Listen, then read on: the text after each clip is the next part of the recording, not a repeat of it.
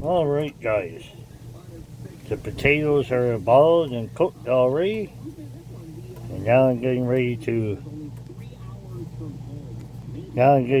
fry my trout, and just heating up the oil, the cooking oil a little bit before I put the trout in it, and it'll soon be ready that I can dip my trout into the oil and fry it up. It's probably getting that way. It's pretty hot from when I done the potatoes.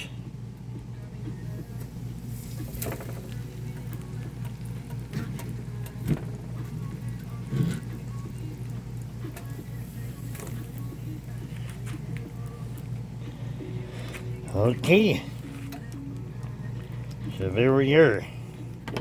I'll put the cover on it, like that. Yeah, so I will show you the finished product when it's fried and ready to eat.